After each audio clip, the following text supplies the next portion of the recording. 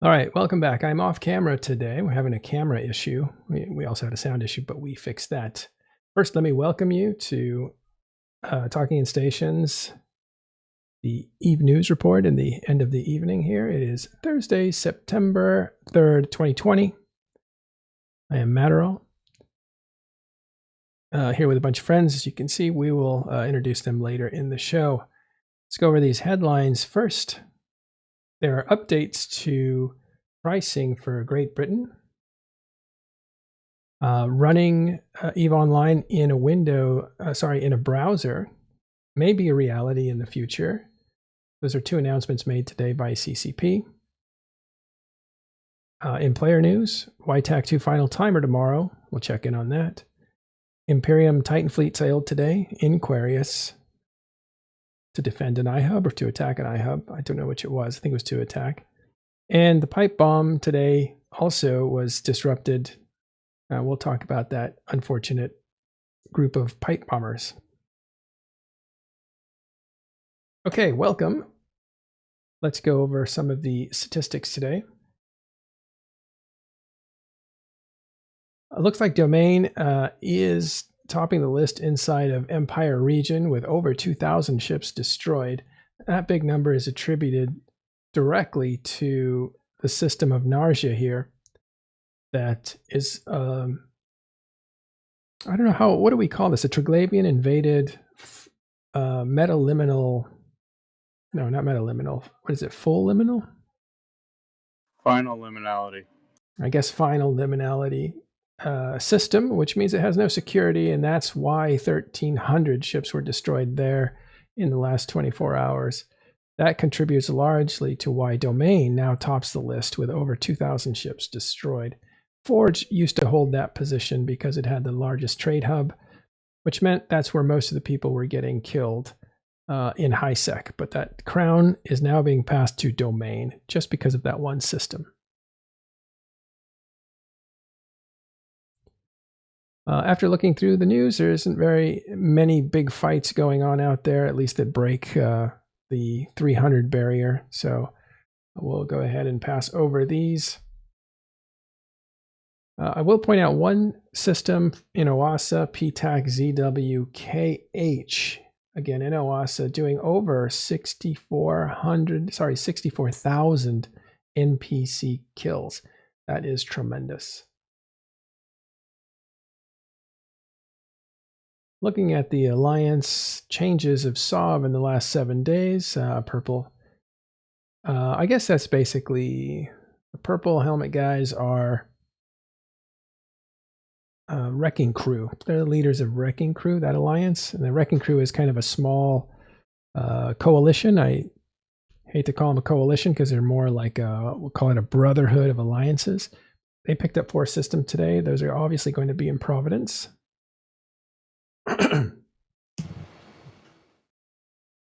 Yeah, that's those are Severance's X systems. They were peacefully transferred, would be one way to put it.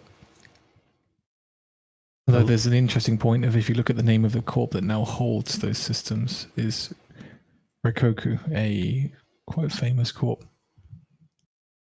Really? More than just a famous corp. I can't seem to get into that one.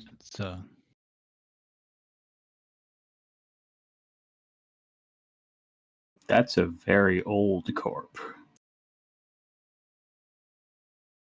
Well, it shows it's held by Alliance. I don't see Rikoku. If you go back to the previous screen, it's the second system down. Oh, I missed ETAC it. Y. Yeah, right. And TUTAC. Let's see. Is that the original RKK? Yep. Let's see. Yeah, I think we're there. This used to have the date of the corp. Anyway, Rikoku. Wow. So they're still kicking. Now Rikoku is the Alliance History tab. Yeah, they reformed a couple of months ago, I think. Wow, welcome back, Rikoku. they'd been on and off for a while, and I think the corp had disbanded and had to be reestablished at one point. So if you look at the Alliance history, it doesn't start until after Bob. Yeah. Well, there are only 50 guys right now, but that must be a core of those old players. Good for them. Well, I don't think they're ever that large to begin with. It's just at the time, 50 players would have been huge. Yeah. Really cool. Good to see that. Nice little touch there, Spawn. We'll go back to our statistics here. And alliance movements. What do we know about defensive order?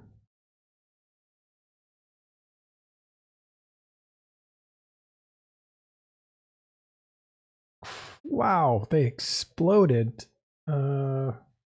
These dates get me all twisted, but that's the...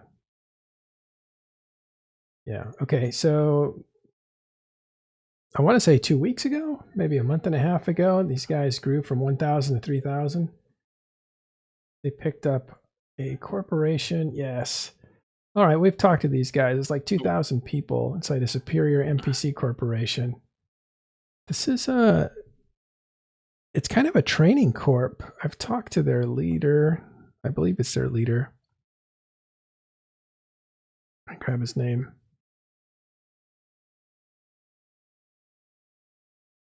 Is this like a challenger to Solenko? No, same kind of idea. I don't think it's the same idea, but this guy has, his name is Reaper. We've talked about this guy. He's a programmer, Reefer Savage. I think that's his name. He's a graphic designer. Yeah, Reefer Savage, SAVG. It's his group. We'll need to find out more about him. I've asked him to talk to us, but I haven't had the time to do it yet. But we'll find out more about them. Big group. They are not Russian.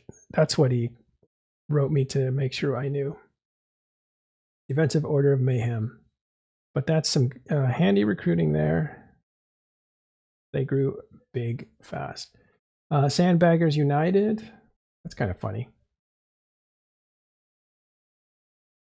Picks up up to nearly 400 members.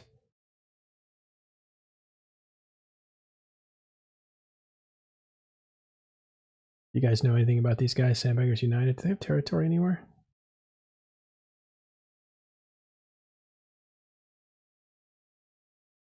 Okay. Yeah, I'm not sure. All right. Next time I'm going to like assign sections to different people so I don't have to stumble around trying to figure things out because I'm not doing a great job of it today. Invictus, though, you can help me with that, right, Gregorian?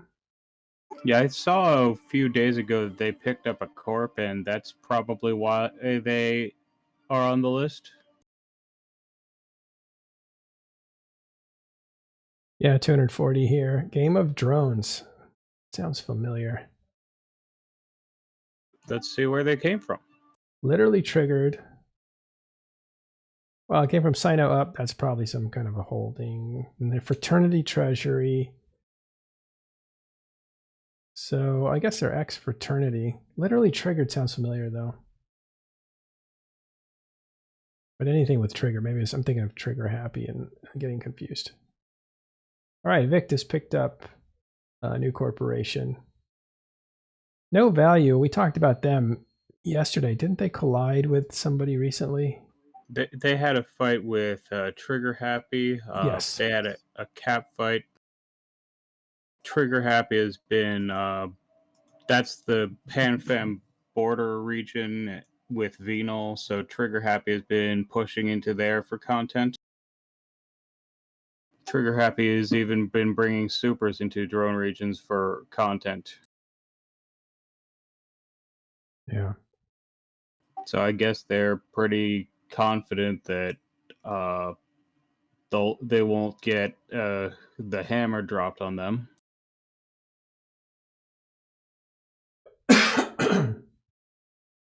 Okay, Pandemic Horde picks up 204. Pandemic Horde did pick up a corp.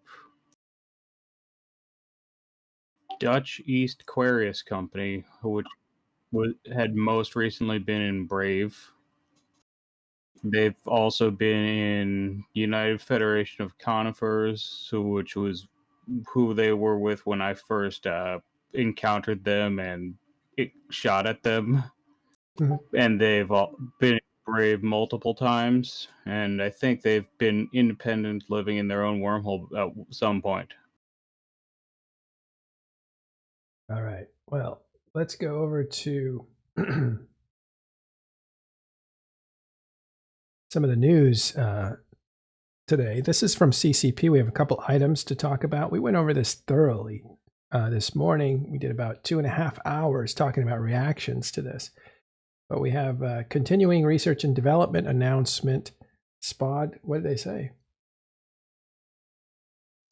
Apologies if I'm a bit dopey. It's 1 a.m. for me and I'm going to go to bed soon. But the summary is that CCP is working on a way to play EVE Online in the browser. But that should be prefaced that this is an experiment they're working on in order to try and skip the roadblock of a new player who's just registered.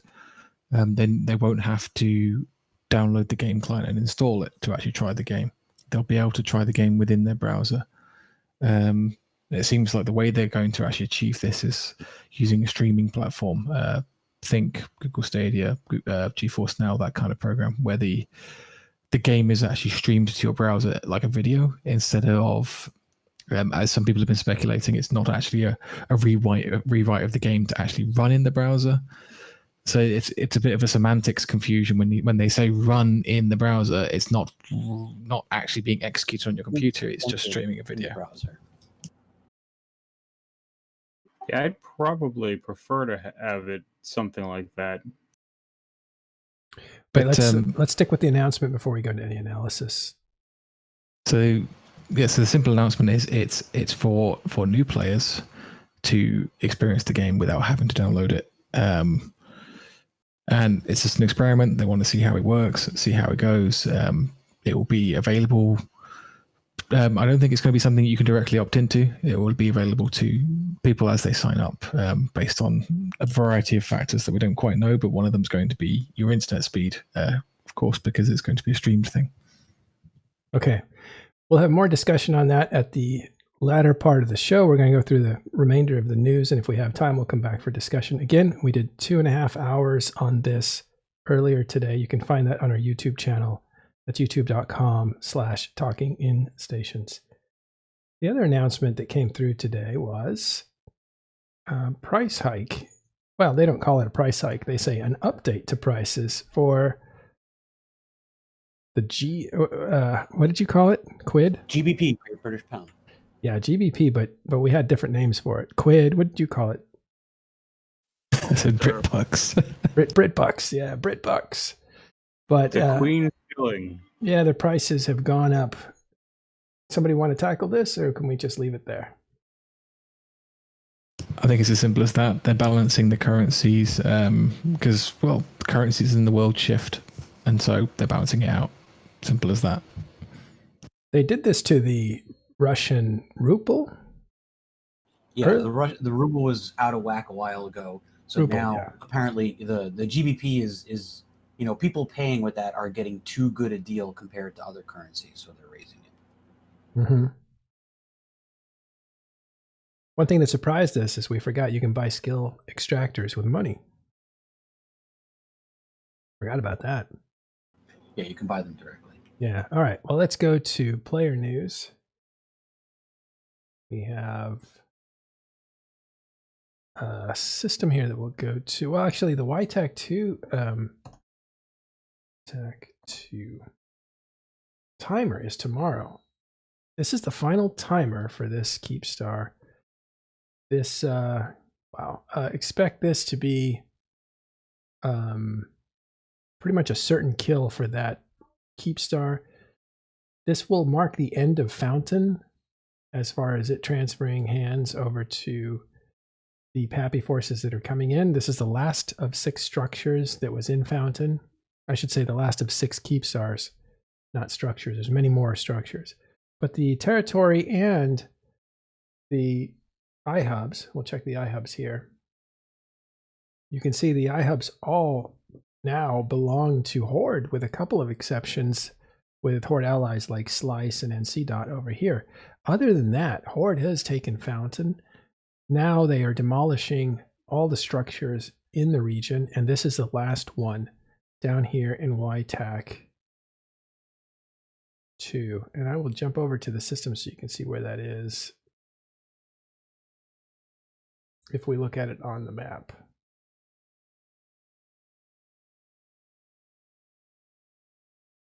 Give you an appreciation for what it means, this system. Jumps right into Delve.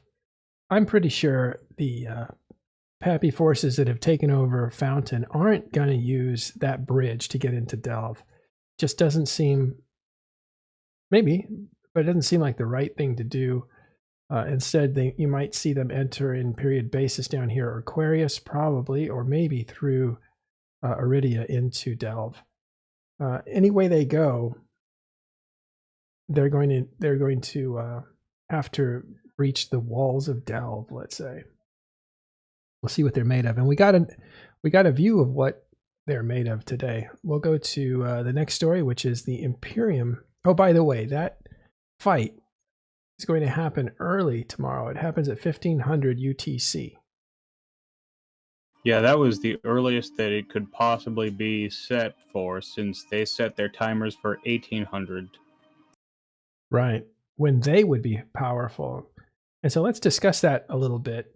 Why would the Imperium set their defensive timers for 1800? Well, the Initiative, which had been the occupants of Fountain, even though I think this is a Goonswarm's keepstar, is predominantly European. I think their main largest nationality is German in particular. So this would be during the time when they have the most people available to defend it. Right. And that's the irony of this. It was when the Imperium is supposed to be their strongest, that's when they put their timers for that time. 1800 is prime time for most of EVE Online, especially on weekends. So when that timer came out, it adjusts by, I think, up or down 3 hours. It never comes out at 1800 itself. It's just around that area. So it came out 3 hours early, which means that these guys have to attack it 3 hours earlier than 1800. Makes it 1500. It's going to be an early strike for them. And for US players, it's going to be relatively early on a Friday. But we expect that keepstar will be taken down, maybe with a fight, maybe not, because now they're not using subcap fleets to do this work. Now they're using super capitals, and those things are hard to take off the board unless you have another super capital fleet that can match them. And we did see the Imperium's Titan fleet today sailed into Aquarius, was headed towards an iHub in 3FKCZ.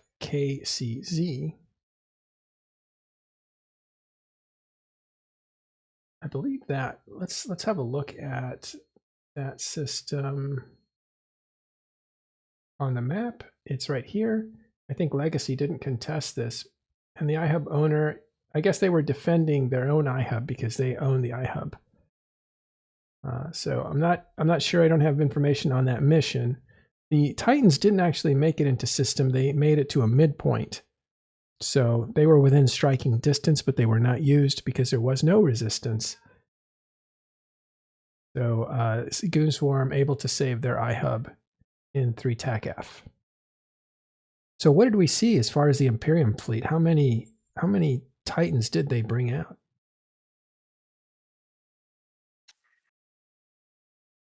Does anybody know? Billy told us earlier, because he knew. There were 250. I think there has been internal memos from the Imperium. That wasn't Titans I was talking about, Matterall. That was just regular combat line subcaps. Oh, what? I thought that was Titans. No. They can't form 250. Well, they can form 250. I'm glad you jumped back into channel to correct me. What a huge mistake. So what we saw save that iHub wasn't an actual kill the iHub. They killed it. But I have it on. Okay, so they put their own iHub in, because on Dotlan it's considered theirs. Yeah, because they took it. It used to be Brave. So it switched that fast. Okay, because this only happened a little while ago. 2 hours ago, yeah. Wow. Okay, so it updated quickly. For some reason, I thought this thing was like delayed. All right, so forget everything I told you. It wasn't the Titan fleet that we saw sail. It was just a subcap fleet. 250 in a subcap fleet to kill an iHub. That doesn't seem like. Well, it was 250 line combat ships. So like your main DPS battleships, Munins, whatever, which is a light number for a group like Imperium. So yeah. We'll see what it means, I guess, later. Okay, thanks for correcting that, and thank you, chat, for also correcting it. So that was a Brave iHub that was destroyed by Goon Swarm and replaced by Goon Swarm. So they have that iHub now. So they took 3 TAC F in Aquarius. So that's what the combat was today. And were there no Titans today? They midpointed, or they midded at least some form of Titan force. I don't think it was anything substantial. So it wasn't the big force. It was just a few. Okay. All right. We also want to talk about this kill. This is kind of interesting. Murray, you were telling us about this. What happened here? Are you here, Murray? All right. This was Delve DTAC 3 GIQ. And apparently this was a pipe bomb that went wrong. Looks like a Dread Bomb and Unspoken used some Redeemers, jumped in, and they bombed Minmatar ships with EM bombs, which was not very successful because... Why don't you tell us why? You can probably explain it better. I'm tired of being the only one talking. You guys got to talk in here. I don't know. Yeah, there have been a few people who have been doing Redeemer pipe bombs recently, and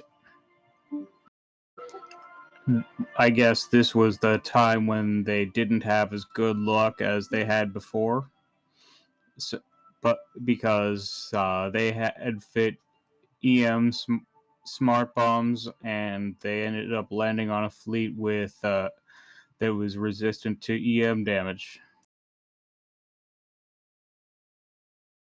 Right, which was kind of funny, and that was what the joke was earlier. So you're going to use EM, don't use it on Minmatar ships because they're incredibly resistant to that kind of damage. So they didn't kill the ships killed them. And I think we have video for that. Let's check it out.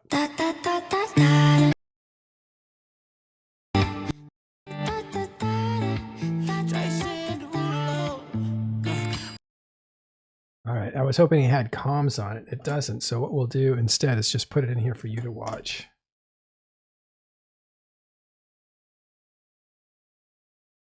All right, so that brings us to the end of the news that we had prepared today. And now, if you guys want to, we can go back to this for a brief conversation about running EVE Online in the client browser.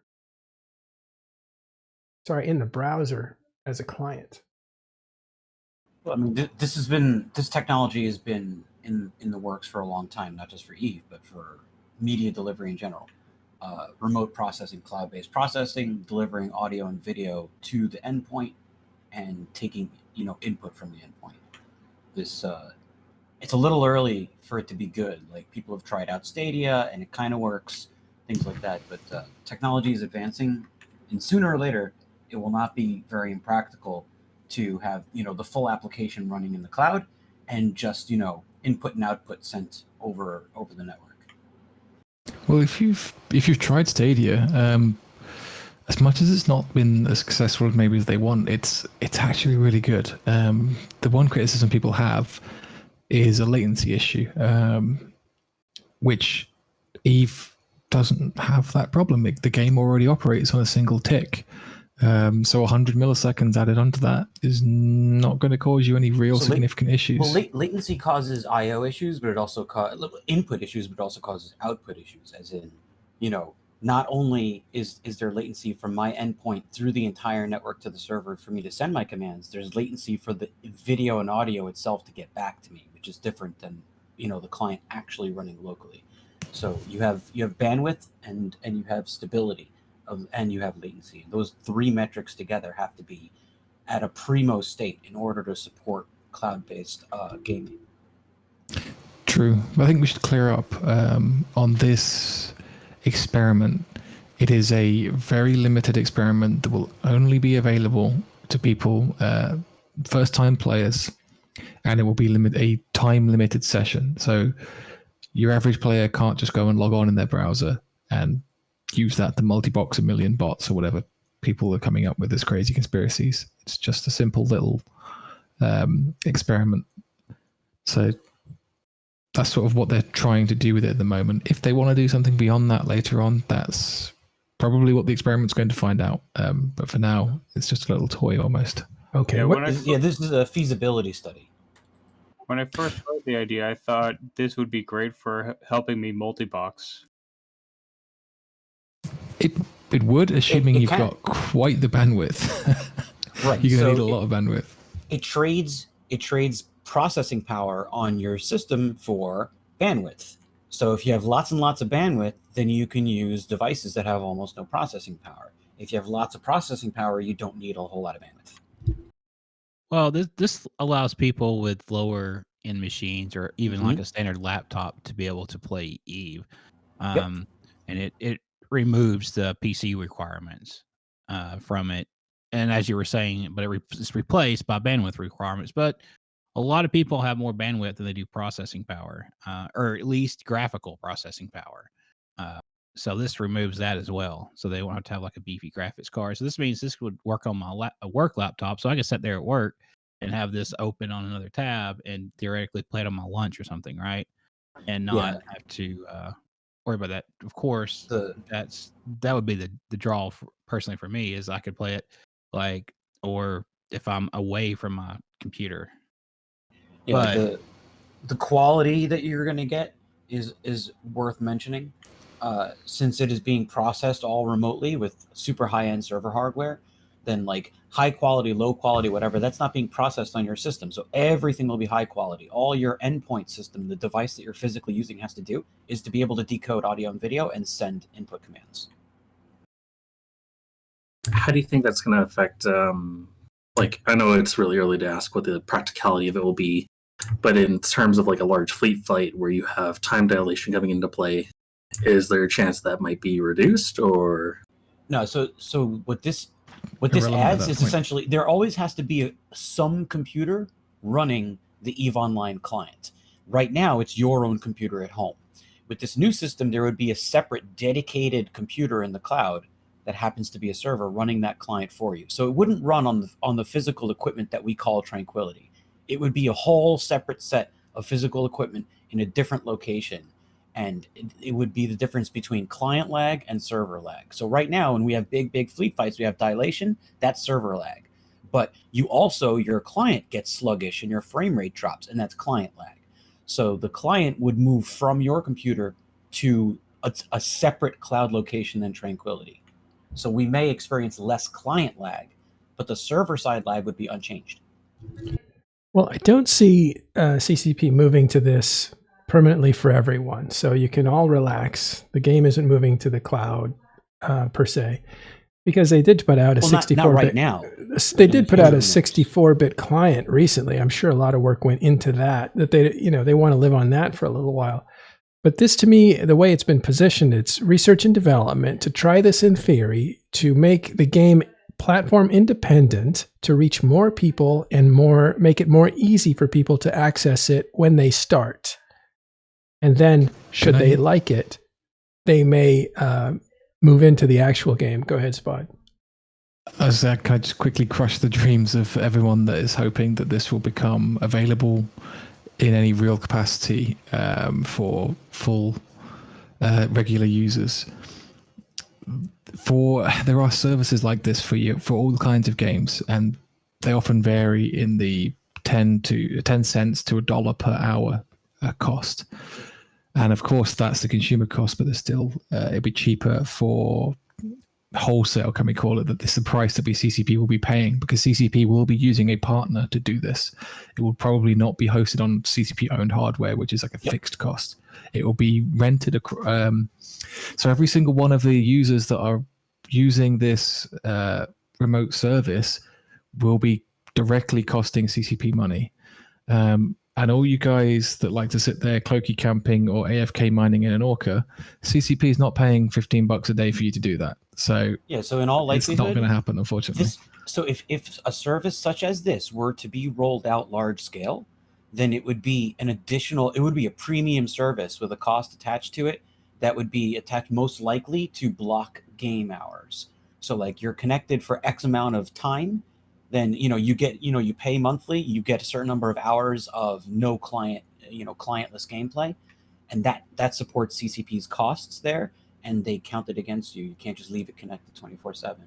That would be the only way that this could be supported in a business sense. And I imagine that's why it's just for this use case of bringing new players into the game, to introduce them to it painlessly, frictionless. Mm-hmm. Yeah, this is a cost to CCP. So either they're charging the players for it as a premium, or they're considering that an investment in new players and providing it to new players for free at a cost to themselves.